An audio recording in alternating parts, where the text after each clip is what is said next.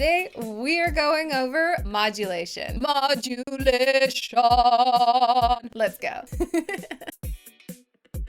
Hi, I'm Dariana Everett. I'm a singer, songwriter, producer, artist, and RAC graduate. What is modulation? Modulation is not an effect by itself. It's a process in which one signal, the modulator, controls one or more parameters of another signal, the carrier.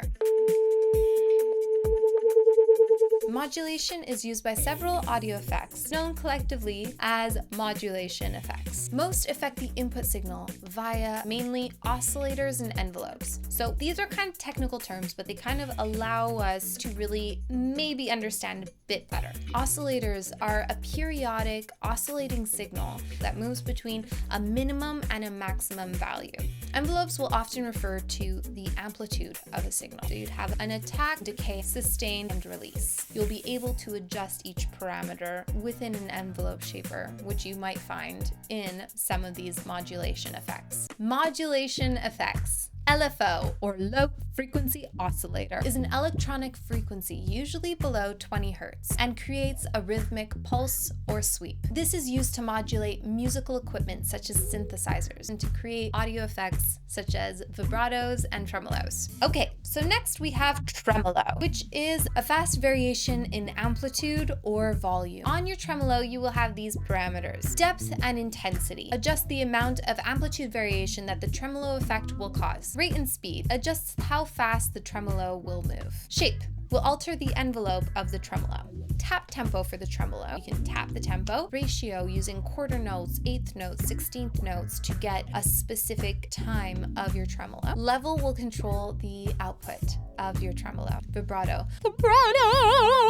Vibrato is defined as a fast but slight up and down variation in pitch. It is different from a tremolo. A tremolo will deal with a variation in amplitude, but a vibrato will deal with a variation in pitch. Vibrato is used in singing and in instruments to add character and improve tone. Vibrato parameters. Depth will control the amount of pitch variation. Speed or rate will control how fast or how slow the vibrato is. Rise time or ramp. So this will control the initial onset of the vibrato. How quickly it'll rise, how slowly it'll rise, and this will be controlled by an envelope. Flanger. Flanger! Flanging is produced by mixing two identical signals together and having one of them slightly delayed by a small and gradually changing period, meaning cycle of movement. Usually this is under 20 milliseconds. This produces a swept comb effect. Varying the time delay will cause these to sweep up and down the frequency spectrum. Part of the output signal is usually fed back into the input, a recirculating delay line, producing a resonant effect which further enhances the peaks